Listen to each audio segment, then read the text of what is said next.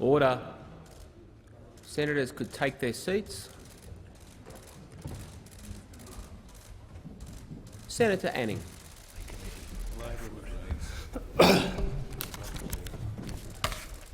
Thank you, Mr. President. I'm pleased to advise this is my first speech. On the 6th of February 1890, Sir Henry Parkes, the man who was to become the father of our federation, spoke to assembled delegates at the Federal Conference in Melbourne. "In this country of Australia," he said, "with such ample space, with such inviting varieties of soil and climate, and with a people occupying that soil unequalled in nation-creating properties, what is there that should be impossible? For we know the value of our British origin, we know that we represent a race for the purpose of settling new colonies which never had its equal on the face of the earth. The crimson thread of kinship runs through us all," he said. For the founding father of our federation knew that it is not simply a bounteous land that makes a nation, but the common thread of inherited identity that unites its people. And what he was telling delegates, and through them us today, is that a great nation can only be the consequence of the people it comprises. I come from the bush, born to a cattle grazing family in far northwest Queensland. I went to school in Brisbane and then returned to the bush, where I met and married the love of my life, Fiona, the girl next door, 200 kilometres away. We subsequently had two beautiful daughters who, together with their husbands and now our two grandchildren, live in the United States, and we miss them. Although my family had been graziers for over 100 years, having settled in the Charters Towers area in the 1860s, before there was a Charters Towers, in my early 20s, drought and predatory banks drove my wife and I off the land. Thereafter, Fiona and I spent our working lives, as our children were growing up, in and around regional towns over the years, covering the length and breadth of the state. I've been a grazier, a builder's labourer, a pilot, a light aircraft manufacturer, a gas industry worker and a hotelier. Most recently, before entering the Senate late last year, my family and I ran a hotel in Gladstone. Like most blokes from the bush 40 years ago, I was a committed National Party supporter. I was always a Joe man, and to this day I regard the Joe era as Queensland's golden age. It was only the fact that the National Party abandoned Joe's legacy and moved to the left 25 years ago that led me to switch to One Nation. But that didn't work out so well. I am consequently very happy to have joined the Katter Australia Party, a genuinely democratic party in which senators and members get to vote first and foremost in accordance with their conscience and their constituents' wishes. KAP to me represents a continuation of the conservative values, commitment to rural and regional development, opposition to migration without assimilation, and focus on economic nationalism of the Joe-era Nationals, which strongly reflects my own beliefs. A party in which loyalty isn't a one-way street and where leadership is more than a cardboard cutout. As a conservative Christian, I strongly support traditional social values, but as an Australian nationalist, I also believe in Australia and Australians first. I believe in low taxes and personal responsibility, in the virtues of hard work and thrift, of reward for effort, of the freedom to do and say what you think. I also believe in the right of people to raise their kids in accordance with their own values, without a bunch of nanny state meddlers and cultural Marxists trying to re-engineer them. I believe that the key role of government is to provide laws for the enforcement of contracts, to provide physical security for businesses and individuals, and to build infrastructure. I believe that the priority for government expenditure is not obligation-free handouts, but nation building, to provide the facilities and infrastructure which businesses and farmers need to develop and grow, which provides for secure, well-paid jobs. I believe that ordinary working people have the right to expect a fair day's pay for a fair day's work, to keep what they have worked for, to get ahead and have a decent life, and to be able to provide for themselves in old age, and to have enough to help their kids and have even a better life themselves. I believe that unfettered ownership of private property and the right to own and use firearms, including for self-defence, are the God-given rights of free people everywhere. And I believe, as the American revolutionaries did, that government is usually the problem, not the solution, and that in order for people to be free, the power of government needs to be constrained. I remember Queensland as it was in the 60s, 70s and early 80s, when working blokes could get a good, well-paying jobs, actually making products for us to buy.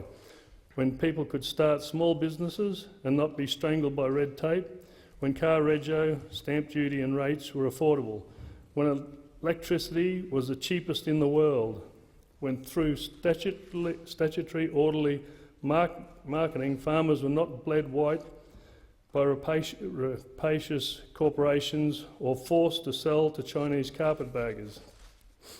When you could say what you thought without being charged with a crime, and when we could all enjoy leisure time without all the nanny state restrictions and prohibitions.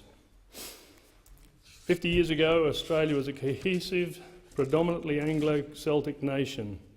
Most people thought of themselves as Christians, some of some sort, although most of us didn't go to church all that often.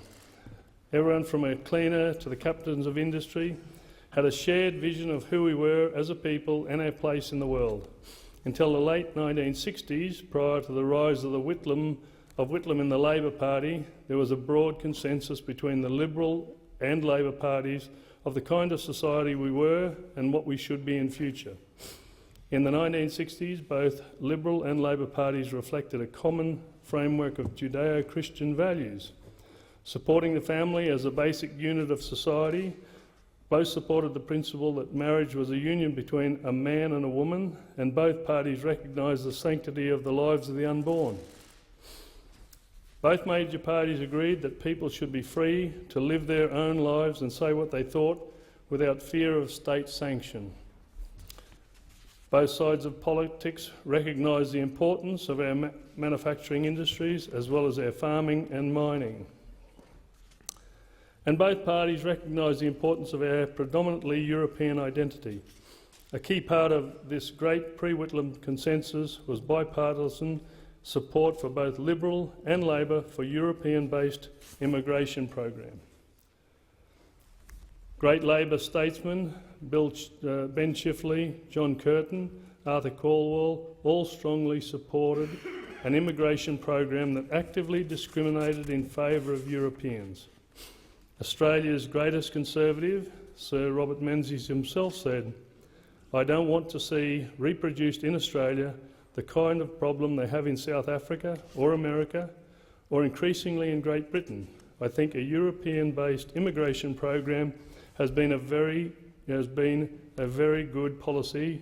It's been a great value to us," he said.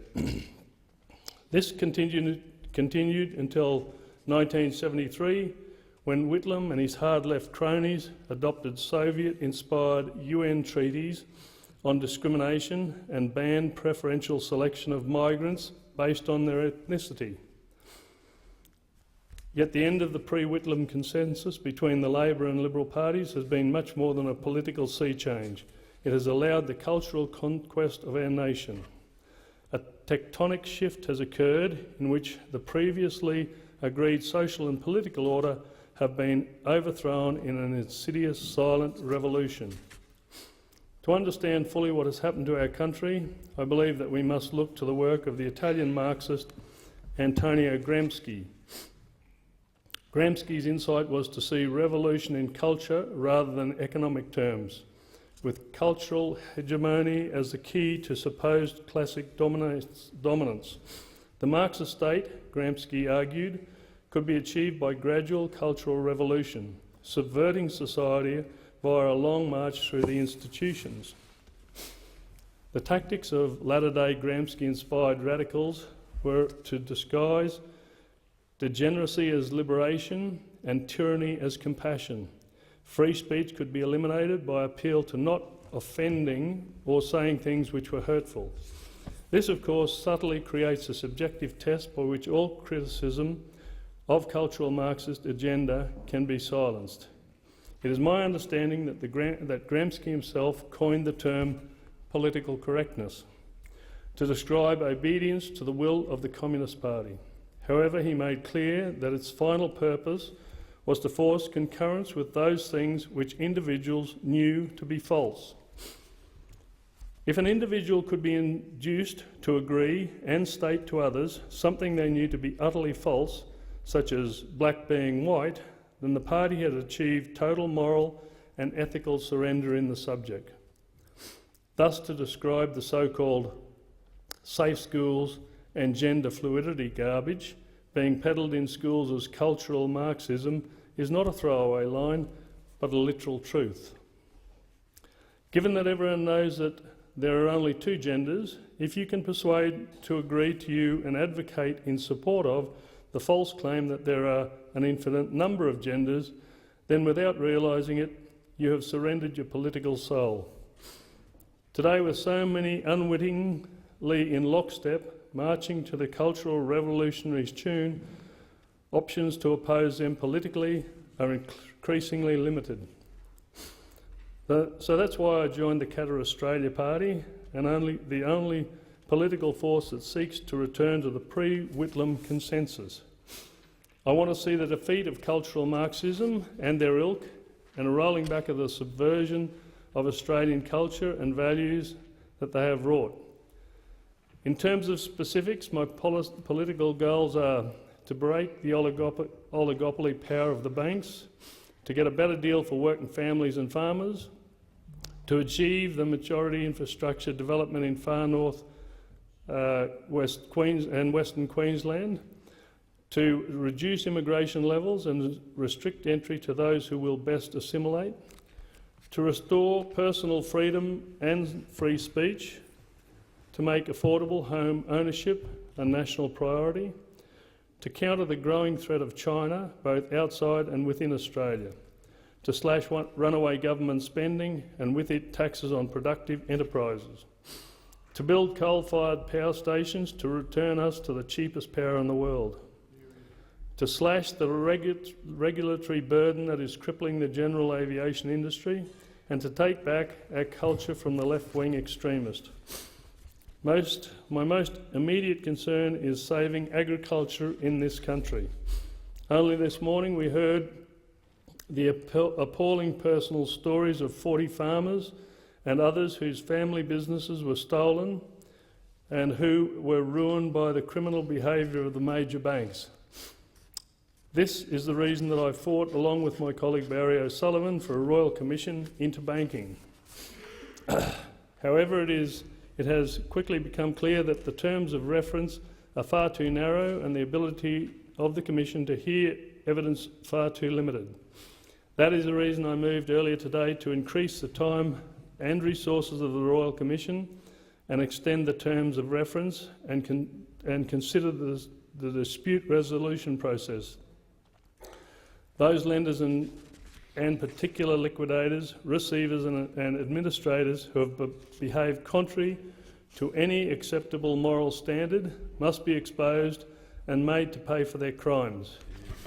I'm happy to report that that motion got up.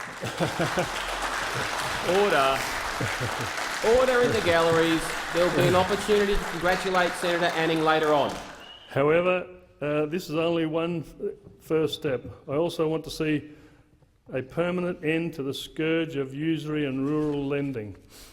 The bank's criminal treatment of so many farmers, which has led to the loss of family farms owned for generations and waves of rural suicides, must be ended once and for all. I believe that the solution is the re-establishment of the rural redevelopment state banks, along the lines of the former Queensland Industry Development Corporation, established by Sir Leo Helcher, the internationally respected former Queensland Treasury Undersecretary and the architect of Queensland's Joe-era prosperity. Like the QIDC, a rural development and reconstruction bank would not be subject to APRA lending guidelines and would be able to make lending judgments based on long-term rural property viability and not just short-term variations of commodity prices or rainfall, just like old country bank managers used to. The RDRSB would also be empowered to buy up existing so-called distressed loans from banks, saving tens of thousands of farmers from hardship and ruin. In this way, the scourge of usury and rural lending can be ended for all time. In terms of rebuilding rural incomes, the abolition of statutory marketing boards 20 years ago has generally not seen any meaningful reduction in prices for consumers, just a net wealth transfer from farmers to middlemen and giant supermarket chains. This has driven many farmers to ruin and even suicide. I'd like to see the re-establishment of orderly marketing of agricultural products via grower co-ops to allow collective bargaining by farmers for the sale of their produce. This would return to the farmers greater control of their own industries and a greater share of retail value of their products. Collectively, these measures would go a long way to rebuild our crucial rural industries.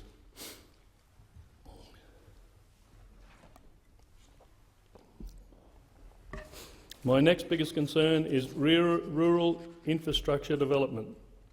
First and foremost, my priority is water. Thanks to grossly inadequate water capture and storage, less than 1% of rainwater that falls on this continent is captured and used. Nowhere is this infrastructure failure more acute than in the bush. I want to remedy this. My first solution is to build the Bradfield scheme. In 1938, J.J.C. Bradfield, the same civil engineer who designed both the Sydney Harbour and Story bridges, proposed a massive irrigation plan to turn the far northern rivers inland to irrigate vast areas west of the Dividing Range. The scheme involved diverting water from the upper reaches of the Johnson, Tully, Herbert and Burdekin rivers, which, fed by the annual monsoon, currently flow out into the ocean. Envisaged was the construction of a series of massive dams in north and western Queensland. It would also include raising the wall of the existing Burdekin Falls 14.6 metres as intended in the original Joe-era plan, which would increase its capacity nearly 5 times and drought-proof Townsville for the next century. Water accumulating was then proposed to be diverted through a tunnel under the Great Dividing Range. When completed, the Bradfield scheme would be the greatest nation-building project this country has ever seen, totally dwarfing the Snowy scheme, and would at a stroke ensure the prosperity of Australia for many generations to come. This would provide employment for many tens of thousands of people and not only ensure our own food requirements are met, but would also provide food for many hundreds of thousands in other countries as well. To imagine the benefits of the Bradfield proposal, we only need to see what has been achieved in places like Israel and California, both places in which virtual deserts have been transformed into enormous food bowls, which help drive their respective economies. My second infrastructure priority is ports. A key issue in determining the profitability of exports of mining and primary produce is the distance which they have to be carried to reach a port. In the UK, there is a port every 65 kilometres. In the most productive areas of India, it's 57 kilometres, but in Queensland, it's 1,000 kilometres. Rather than taking the product to the port, the solution is to take the port to the product. Micro ports constructed along the Queensland coast every 60 to 80 kilometres would greatly increase the viability of exports. And it goes without saying that I'm an enthusiastic supporter of mining, including coal mine development in the Galilee Basin. I strongly support government building the required railway to allow mining in this area to proceed. That would be the salvation of Townsville. Of course, to more effectively manage our resources in regards to proposals like the Bradfield scheme, multiple micro port construction, Galilee Basin coal mines, etc., we have to have the political will to remove the obstacles put in the way of progress by extreme left-wing Luddites. Only by following the example of true nation-building leaders like Ben Chifley, Bob Menzies, John Curtin and Joe can we hope to provide for the security and prosperity of generations to come. The next critical problem that we need to address is immigration. Australia currently has the highest per capita immigration rate in the world. Last Tuesday, Australia's population hit 25 million, 22 years ahead of previous government prediction. That means that since 1971, the population of Australia has doubled, with immigrants now around a third of our population. The huge number of people allowed to flood into Australia in recent years are unsustainable, with immigration quotas apparently set by successive governments on a whim, without any regard for the necessary infrastructure that these people would require or the ability of those who came here to assimilate. Ethno-cultural diversity, which is known to undermine social cohesion, has been allowed to rise to dangerous levels in many suburbs. In direct response, self-segregation, including white flight from poorer inner urban areas, has become the norm. I believe that immigration to our country should be a privilege, not an obligation-free right, provided to anyone from the third world who demands it. First, 457 visas, which simply steal jobs from Australians, should be abolished unless expressly approved by the Immigration Minister. This will create more jobs for Australians and end the massive rorting of these for backdoor permanent immigration. Second, family reunion must be restricted to the husband or wife of dependent children or dependent children within a family. Third, student visas should be drastically reduced in number. This will create more university places for Australians whose parents have actually paid for the universities with their taxes in the first place. Those studying here who decide to apply to immigrate should be required to return to the country or their country of origin after their qualification and to apply as part of the general migration program. Fourth, net immigration must be reduced to a level which can be supported and therefore must be set following detailed modelling and planning for the associated necessary accommodation, facilities and infrastructure. Fifth, but most important of all, diversity should be managed to remain compatible with the social cohesion and national identity. We as a nation are entitled to insist that those who are allowed to come here predominantly reflect the historic European Christian composition of Australian society and embrace our language, culture and values as a people. In order for us to remain the nation that we are now, those who come here need to assimilate and integrate. Those who are most similar to the mainstream majority in terms of ethnic culture, language and values most readily do so. Historically, however, one immigrant group here and in other Western nations that has consistently shown itself to be the least able to assimilate and integrate is Muslims. The first terrorist act on Australian soil in 1915 was in 1915 when two Muslim immigrants opened fire on a picnic train of innocent women and children in Broken Hill, and Muslim immigrants have been a problem ever since. To paraphrase the words of Sir Winston Churchill, the fact that in Mohammedan law every woman must belong to some man as his absolute property, either as a child, a wife or a concubine, must delay the final extinction of slavery until the faith of Islam has ceased to be a great power. The influence of the religion paralyses social development of those that follow it. No stronger retrograde force exists in the world, he said. I believe that the reason for ending all further Muslim immigration are both compelling and self-evident. The record of Muslims who have already come to this country in terms of rates of crime, welfare dependency and terrorism are the worst of any migrant and vastly exceed any other immigrant group. The majority of Muslims in Australia of working age do not work and live on welfare. Muslims in New South Wales and in Victoria are 3 times more likely than other groups to be convicted of crimes. We have black African Muslim gangs terrorising Melbourne. We have ISIS sympathising Muslims trying to go overseas to fight for ISIS. And while all Muslims are not terrorists, certainly all terrorists these days are Muslims. So why would anyone want to bring more of them here? And finally, and really something which should go without saying, we're entitled to require that those that come here not only have useful work skills and qualifications, but also commitment to work and pay taxes. In truth, it appears that many of those who claim to be asylum seekers are actually just welfare seekers who only come here to Australia to live on welfare and public housing at the expense of working Australians. In the days of the Menzies, immigrants arriving here were not allowed to apply for welfare, and that attracted exactly the right sort of hard-working people this country needed. We should go back to that and ban all immigrants receiving welfare for the first 5 years after they arrive. The final solution to the immigration problem, of course, is a popular vote.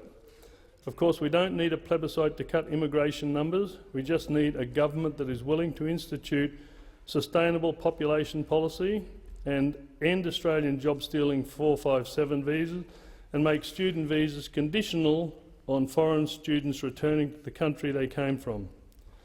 What we do need a plebiscite for is to decide who comes here. Whitlam didn't ask the Australian people whether they wanted wholesale non-European immigration or migration. He introduced it, and neither has any subsequent government. Who we allow to come here will determine what sort of nation we will have in the future. So therefore, this isn't the right of any one government to decide. It's too important for that. Instead, we need a plebiscite to allow the Australian people to decide whether they want wholesale non-English speaking immigrants from the Third World, and particularly whether they want any Muslims, or whether they want to return to the predominantly European immigration policy of the pre-Whitlam consensus. I, for one, will be happy to abide by their decision. My next political objective is affordable home ownership. Home ownership is a vital social good. It not only steadily improves the net wealth of Australians, but provides for a comfortable and secure retirement. It also provides an asset for us all to pass on to our children. However, thanks to foreign property speculators, spiralling demand for excessive immigration, housing prices have been steadily inflated, and as a result, home ownership levels are starting to fall. Today, first home buyers see the dream of home ownership receding like a mirage. This disastrous state of affairs must be reversed. I would like to see a return to the policy of earlier decades in which those who are not permanent residents of Australian or Australian citizens be barred from buying residential property. In addition to a drastic immigration cut, I want to see a statutory cap on state government fees and charges, which currently make up 50% of land cost, reducing them to no more than 25%. In terms of industry, I'd like to see the re-establishment of Australian manufacturing via a collaborative relationship between pro-business unions and business leaders, as occurred in Germany in the aftermath of World War II. Konrad Adenauer's post-war German economic miracle, which ultimately led to both high wages and high profits for companies, is a model for re-industrialisation of Australia and means to return to widespread employment in secondary industry. While Australian wages mean that we cannot compete on price with third world slave labour manufacturers, we should not need to. First, products of high quality and value can already be produced and sold successfully despite paying reasonable wages. A classic example of this is R.M. Williams. Second, to help re-establish Australian manufacturing, import restrictions on certain classes of goods should also be considered, following the example of Taiwan, which successfully transitioned from rural tea-growing province to manufacturing dynamo with high wage levels. As Australian icon Dick Smith has asked, are Australians prepared to pay a bit more for manufactured goods if it means that their kids will have a job? I think so, and that is what I'm asking the Australian people to do, so that we can rebuild our manufacturing industries and create hundreds of thousands of jobs in manufacture. I also have fiscal objectives. I'd like to see a drastic cut in government spending and borrowing. But with around 50% of the budget now consumed by welfare, no spending reform is possible without welfare reform. The age pension should be quarantined from any cuts, however. Instead, reform needs to begin with working class income replacement welfare. We constantly hear that Australia has less than 6% unemployment, when in fact this is simply false. If we count the legions of professional freeloaders of working age who have settled into a life without work on pensions, we actually have around 20% paid unemployment in this country. Welfare needs to be a safety net for those of us who are temporarily in need of income support. If people of working age receive a pension from the state, then they have opted out of the workforce permanently and expect everyone else to carry them for life. I believe this is unsustainable and totally un-Australian. Unless we are going to follow the path of Greece, we need to stop finding new ways to give handouts and start increasing workforce participation. The best form of welfare is a job, and massive investment in nation-building infrastructure is a first step to helping create them. Finally, and perhaps most importantly of all, I want to see a cultural counter-revolution to restore a central role for traditional values, to redefine our national identity, and to create a new social contract between the governing and the governed.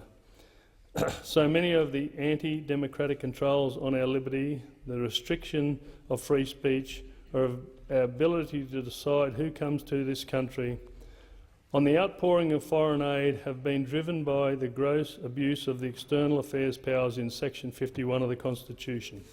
Since Whitlam, and clearly contrary to the intent of our nation's founding fathers, the external affairs powers given to the Commonwealth to sign treaties with other nations has been abused to overrule other provisions of the Constitution and override other laws made by our own democratically elected representatives. I do not only want to withdraw from these UN treaties, but I want to counter the dictatorial intent of the successors of Whitlam and an amendment to Section 51 of the Constitution. This needs to specifically prohibit the signing of any treaty contrary to any other provision of the Constitution or existing Australian laws. More broadly, however, what we need is a cultural reconquest of our own country, to take back Australia from Gramsci-inspired left-wing elites that have subverted the very basis of our society. For in the end, what is Australia? What makes Australia a nation is not the happenstance of shared geography, but what unites us: our common history, values, language and ethnicity, our common culture and our shared vision of our future as a people. Ethnicity is not just skin deep. More than anything else, it is our ethno-religious identity that defines us and shapes our national identity. Few nations are fortunate enough to have so condensed their national character in so short a space of time that 60 years after Federation, all who lived here, from children to old men, from paupers to prime ministers, could all have a shared understanding of who we were that crossed the political divide. But today all that is rapidly unravelling, and we stand now at the turn of the tide. The great cohesive vision of our nation's founding fathers, all that those who came before us struggled to build, all that our fathers and grandfathers fought wars to defend, stand at hazard as the strangled hold of the Gramsciite elites on our institutions, political organisations and the media continues to tighten. Now on the brink of irreversible change, it is time for us to decide whether we as a people will rise up against this, hold fast the crimson threads of kinship that define and unite us, and strive once more for the light on the hill. or whether we will concede the field to enemies of Western civilization and see all that we were and all that we might yet have become fall away to ruin. Thank you.